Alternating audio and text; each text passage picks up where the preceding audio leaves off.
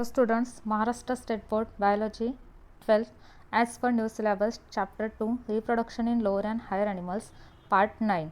या अगोदरचे पार्ट जर तुम्ही बघितले नसतील तर त्याची लिंक मी डिस्क्रिप्शन बॉक्समध्ये दिलेली आहे, तिथं जाऊन तुम्ही ते व्हिडिओज बघू शकता. आजचा आपला टॉपिक आहे फर्टिलायझेशन और सिंगॅमी. फर्टिलायझेशन. आता लास्ट व्हिडिओमध्ये आपण जे काही गॅमेटोजेनेसिस हे बघितले, म्हणजे ज्यामध्ये स्पर्मॅटोजेनेसिस अँड ओजेनेसिस म्हणजे formation of male and female gamete. आता formation of male and female gamete झाल्यानंतर नेक्स्ट स्टेप कुठे असणार तर फर्टिलायझेशन. म्हणजेच काय तर fusion of male and female gamete. So what is fertilisation? Fusion of haploid male and female gamete resulting in formation of diploid zygote.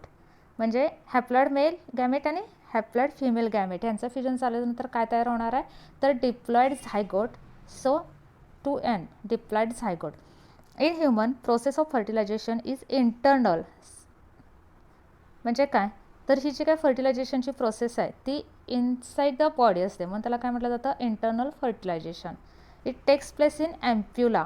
एम्प्युला it is middle part of oviduct or fallopian tube so or uterine tube.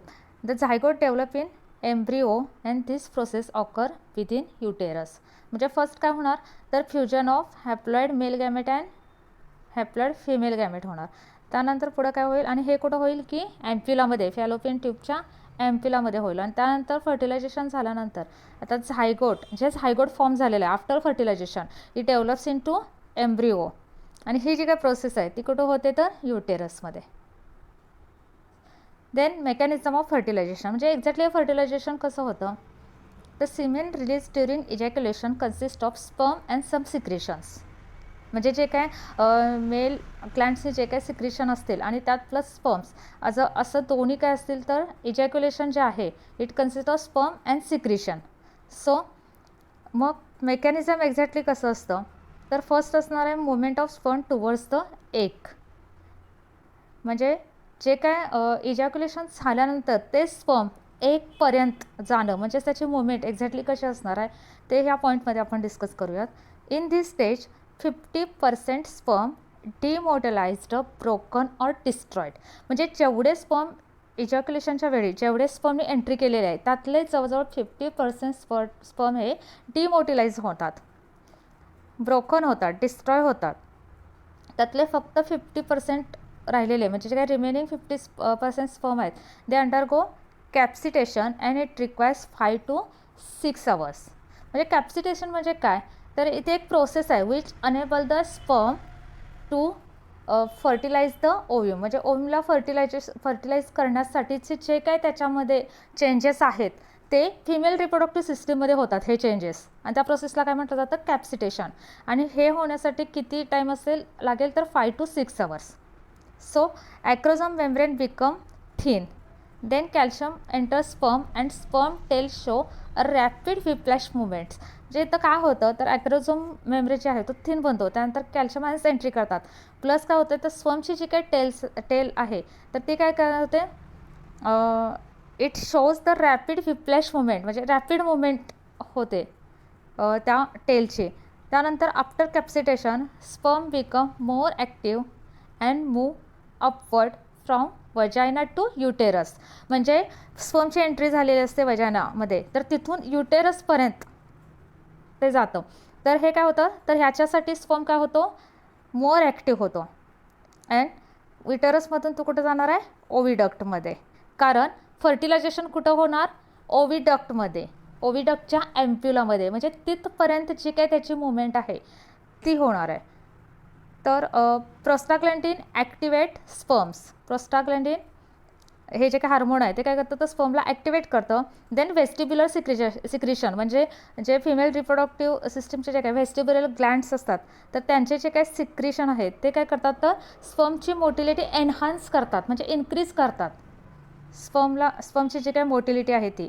Then average speed of sperm is 1.5 to 3 mm/minute. हे स्पर्मचं speed असणार आहे. Next is sperm reach to ampulla with swimming and partly by the contraction of uterus and fallopian tube. म्हणजे sperm ॲम्प्युलापर्यंत जाण्याची जी काही movement आहे तो स्वतः म्हणजे स्विमिंग असणार आहे त्यासाठी त्याचं. प्लस तर contraction of uterus and fallopian tube, ह्या युटेरस अँड फॅलोपियन ट्यूबचं कॉन्ट्रॅक्शनसुद्धा तिथं त्याला त्या मुवमेंटसाठी हेल्प करणार आहे. आणि हे जे काही कॉन्ट्रॅक्शन आहे it stimulated by oxytocin of female. Oxytocin hormone जे फिमेलमध्ये असणार आहे ते काय करेल तर it brings out contraction of uterus and fallopian tube which helps sperm to move towards the ampulla. Next is after capacitation sperm reach ampulla within 5 minutes. म्हणजे capacitation झाल्यानंतर 5 मिनिटमध्ये काय होईल तर स्पर्म ॲम्प्युलामध्ये जाईल and remain viable to 24 to 48 hours. तिथे गेल्यानंतर तो वायबल म्हणजे ॲक्टिवेट किंवा वायबल एक्झॅक्टली याचं मिनिंग काय तर जिवंत राहील, म्हणजे जो ॲक्टिव्ह राहील कुठपर्यंत 24 to 48 hours. आणि ओव्ह्यूमचं सुद्धा बघा, ओव्ह्यूमचं ओव्ह्युलेशन झाल्यानंतर, ओव्ह्युलेशन झालं म्हणजे release of egg in the ostium, तर तिथं काय होतं तर तिथंसुद्धा कुठपर्यंत राहतो तो 24 hours. म्हणजे इथं काय होणार आहे तर त्या 24 hours जेव्हा ओव्ह्युलेशन झालं आहे आणि त्याच वेळेस म्हणजे ओव्ह्युलेशन झाल्यानंतर एक 24 hours राहणार आहे तिथं. आणि त्याच वेळी जर स्पर्मची एंट्री झाली, स्पर्मसुद्धा किती वेळ राहणार आहे की अप टू 24 to 48 hours. म्हणजे हा जो पिरियड आहे त्यामध्ये ॲट अ टाईम ह्या जर दोन्ही गोष्टी झाल्या म्हणजे एकतर ओव्ह्युलेशन प्लस स्पर्मची एंट्री, तर तिथं काय होईल फर्टिलायझेशन होणार. So next is entry of sperm into egg. Out of 200 to 400 millions of sperms, only few hundred reached ampulla. आता जवळजवळ म्हणजे 200 to 400 मिलियन स्पर्मने एंट्री केलेली असते, पण फक्त फ्यू हंड्रेड रीच टू ॲम्प्युला. ॲम्प्युलापर्यंत किती जातात फक्त फ्यू हंड्रेड. 100 स्पर्म जरी ॲम्प्युलामध्ये गेले तरीसुद्धा फक्त सिंगल स्पर्म फर्टिलाइज ओव्ह्यूम. म्हणजे फक्त काय होईल तर एक सिंगल स्पर्म ओव्ह्यूमला फर्टिलाइज करणार आहे. Sperm after reaching egg or ovum release the lysin, then hyaluronidase and corona penetrating enzyme. आता हे एन्झाईम कशासाठी आहेत तर जेव्हा मी तुम्हाला स्पर्मचं स्ट्रक्चर सांगितलं होतं तेव्हा सांगितलं होतं की ॲक्रोझोम, त्याच्यामध्ये हे जे काही लायटिक्स एन्झाईम्स आहेत आणि ते कशासाठी ॲक्च्युली लागणार आहेत ते आपण नेक्स्ट व्हिडिओमध्ये बघूयात. तर इथं लक्षात घ्या की हे स्पर्मच्या ॲक्रोझोममध्ये जे काही हे एन्झाईम्स आहेत तर ते कशासाठी असणार आहेत तर ओव्ह्यूममध्ये पेनिट्रेट करण्यासाठी, त्याच्यामध्ये एंट्री करण्यासाठी. कारण तिथंसुद्धा काय असतील तर जे काही लेयर्स आहेत त्यांना ब्रोक करून त्यामध्ये एंट्री करण्यासाठी एन्झाईम्स असतात. आता इथं लायसिन्स कुठले आहेत hyaluronidase and corona penetrating enzyme हे नंतर काय होतं सेपरेट होतात अँड ते dissolve the cells of corona radiata. आता कोरोना रेडिएटा हा लेअर कोणता तर बघा एक विटेलियन मेम्ब्रेन, त्यानंतर कुठला असतो झोना पेलिसुडा आणि त्याच्या बाहेर जे काही सेल्स असतात इलॉंगेटेड सेल्स, तो लेअर कुठला असतो कोरोना रेडिएटा. म्हणजे आता इथं काय होतं तर ह्या सेलना डिझॉल्व केलं जातं. देन डिझॉल्व केल्यानंतर आता त्या कोरोना रेडिएटाच्या सेल डिझॉल्व झाल्यानंतर तो लेअर झाल्यानंतर मग त्याच्या आतमध्ये कुठला लेअर असणार आहे zona pellucida. Then sperm head passes through zona pellucida. Next zona pellucida has fertilising receptor proteins. आता इथं काय असतं तर ह्या लेअरवरती झोना पेलिसुडाचे जे काही लेअर आहे तिथं फर्टिलायझिंग रिसेप्टार प्रोटीन्स असतात. रिसेप्टार प्रोटीन्स म्हणजे काय तर हे रिसेप्टार प्रोटीन कशाला बाइंड होतात तर specific acid protein that is anti फर्टिलायझिंग of sperm. म्हणजे स्पर्मकडं काय असतं तर एक प्रोटीन असतो ॲसिड प्रोटीन अँटी फर्टिलायझिंग. ओके, आणि हा बाइंड होण्यासाठीचा जो काही रिसेप्टर आहे तो कुठं असतो झोना पेलिसुडावर. म्हणजे काय तर झोना पेलिसुडा हा लेअर आहे त्याच्याकडे रिसेप्टर आहे. रिसेप्टर म्हणजे रिसीव्ह करणारा प्रोटीन आहे. पण हे काय रिसीव्ह करणार कशासाठी तो रिसेप्टर असणार आहे तर ह्या रिसेप्टरला बाइंड होणारा जो काय स्पेसिफिक म्हटलं आहे specific acid protein which is present on sperm. म्हणजे स्पर्मकडं काय अँटी फर्टिलायझिंग आहे तो कुणालाकडं देणार आहे तर झोना पेलिसुडाच्या फर्टिलायझिंग रिसेप्टरला जाऊन बाइंड होणार आहे. आणि हे स्पेसिफिक असतं हे लक्षात घ्या. म्हणजे इथं त्याच स्पेसिसचं फर्टिलायझिंग आणि अँटी फर्टिलायझिंग ह्या दोन्हीची जी काय इंटरॅक्शन आहे ही इंटरॅक्शन म्हणजे फर्टिलायझिंग अँड अँटी फर्टिलायझिंग हे जे काय इंटरॅक्शन आहे ती स्पेसिफिक असते. Thus it is non as compatibility reaction. Compatibility reaction म्हणजे काय तर समजा एखादं स्पेसिस त्याचं त्या जे काही रिसेप्टर आहेत म्हणजे रिसेप्टर प्रोटीन्स आहेत, फर्टिलायझिंग रिसेप्टर प्रोटीन, पण तिथं जाऊन दुसऱ्या स्पेसिसचं जे काय अँटी फर्टिलायझिंग जर तिथं जाऊन बाइंड होत असेल तर ही रिॲक्शन होणार नाही. का होणार नाही? कारण तर वेगवेगळ्या स्पेसिस असणार आहेत. So it is species specific आहे, म्हणूनच याला काय म्हटलं जातं? Compatibility reaction. Then acrosome reaction. As sperm head touches to zona pellucida in animal pole, acrosome covering ruptures. Acrosome covering जे थिन झालं होतं ड्युरिंग कॅप्सिटेशन, तर इथं काय होतं ते rupture and releases lytic enzyme that is acrosin or zonalysin. आता इथं काय होतं तर एन्झाईम सिक्रेट होतात आणि ते झोना पेलिसिडावर ॲक्ट होतात at a point of contact. म्हणजे जिथं कॉन्टॅक्ट होणार आहे तिथं काय होतात तर हे एन्झाईम्स रिलीज होतात. ओके. नेक्स्ट एक रिॲक्शन, स्मॉल फर्टिलायझिंग कोन और कोन ऑफ रिसेप्शन फॉर्म. इथं काय होतं तर एक फर्टिलायझेशन कोन फॉर्म होतो, त्यालाच कोन ऑफ रिसेप्शन असं म्हटलं जातं. आणि हा कोनमध्ये काय हा कोन फॉर्म झाल्यानंतर म्हणजे ह्या एक मेम्ब्रेनमध्ये हा कोन फॉर्म होतो, तर तिथं sperm head comes in contact of this cone. Sperm head इथं काय होतं तर it comes in contact of this cone and result in production of weak wave of depolarisation. इथं वेव्स तयार होतात. डिपोलरायझेशन म्हणजे जे काय मेम्ब्रेन पोटेन्शियल आहे ते चेंज होतं इथं. Next is the plasma membrane of both cell dissolve.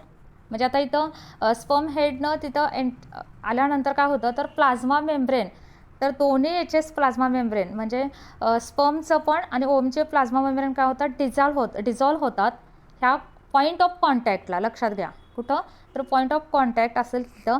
Then sperm nucleus and centriole. आता इथं फक्त काय एंट्री करतं हे लक्षात घ्या, फक्त स्पर्म न्यूक्लियस अँड सेंट्रिओल. जर स्पर्मचं जर आपण बघितलं स्ट्रक्चर तर तिथं हेड, त्यानंतर नेक, त्यानंतर मिडल पीस, टेल, तर हे नाही, फक्त हेड रिजनमध्ये न्यूक्लियस आणि काय असणार आहे तर सेंट्रिओल एंट्री करणार and other parts remain outside.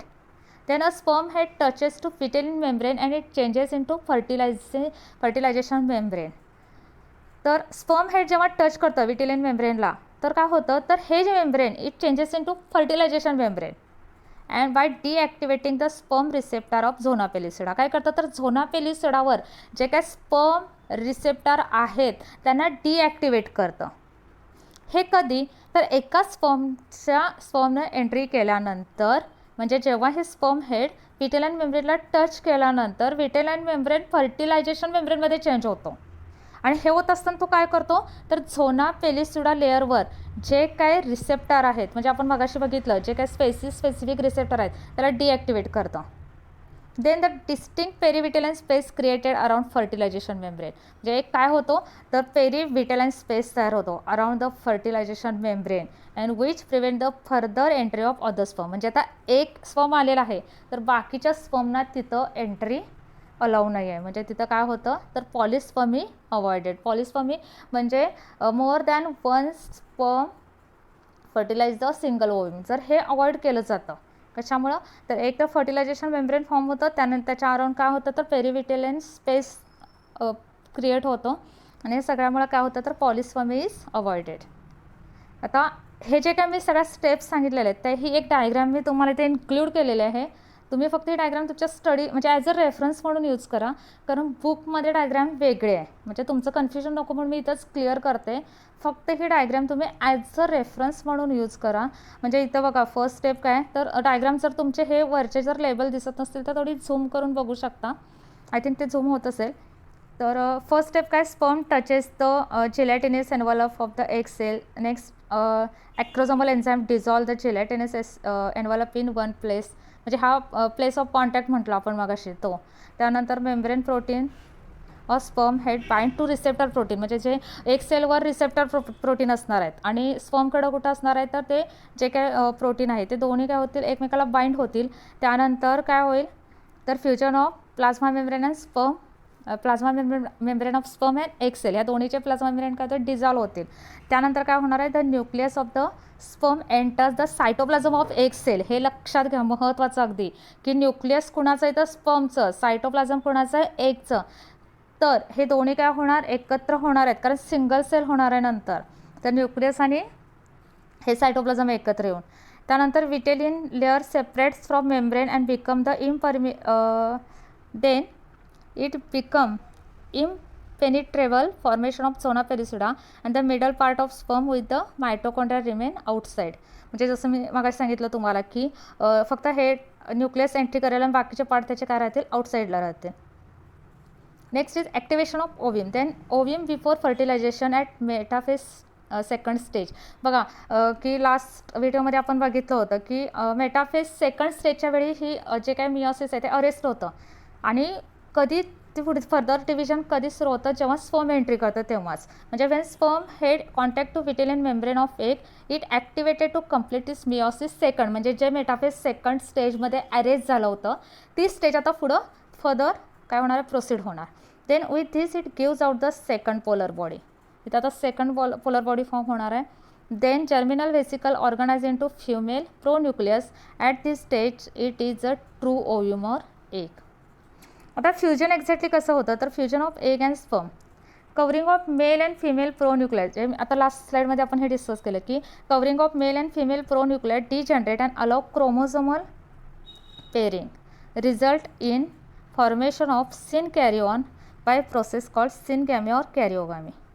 इथं काय होतं की मगाशी मी तुम्हाला लास्ट स्लाइडमध्ये सांगितलं की न्यूक्लियस आणि सायटोप्लाझम हे एकत्र येणार आहे, पण त्याच्या अगोदर काय होणार आहे की जे काय न्यूक्लियस असतील म्हणजे मेल आणि फिमेल प्रोन्यूक्लियाय.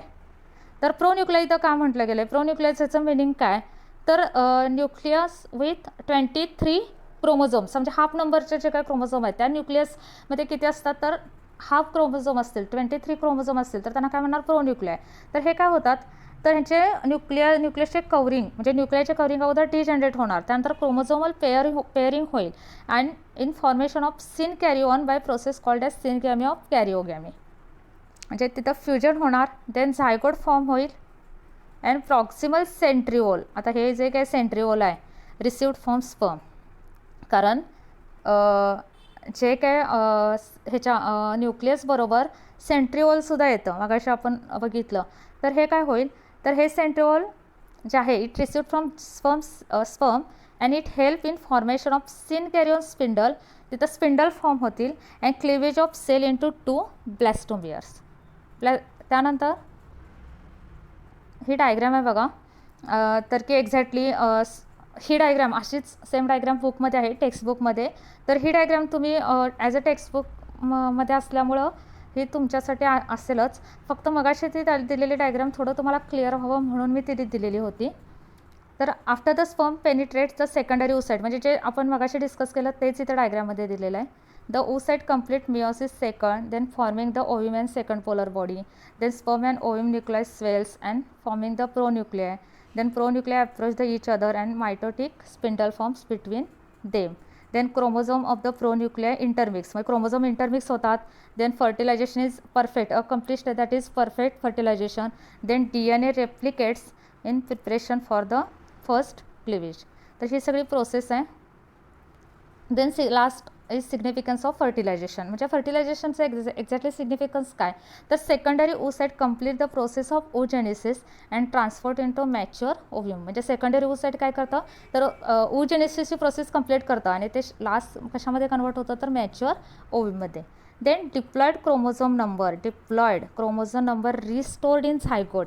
म्हणजे बघा हॅप्लॉइड फिमेल आहे, हॅप्लॉइड मेल आहे, म्हणजे 23 क्रोमोझोम इकडून जरी आले तरी झायगोट मात्र कसं आहे, डिप्लॉइड आहे. So it is restored by the process of syngamy, fusion of similar gametes. Then ovum lacks centriole. ओव्ह्यूमकडे काय सेंट्रिओल नाही आहे, but it is necessary for the further division, so received from the sperm during fertilisation.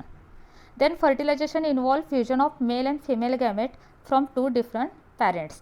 Then it results in variation which significant to evolution and sex of offspring is determined. So हे झालेत significance of fertilisation. तर video जर आवडला असेल तर like करा, share करा, comment करा, सबस्क्राईब करा आणि बेल आयकॉन दाबा, म्हणजे नेक्स्ट व्हिडिओचं नोटिफिकेशन तुम्हाला मिळेल.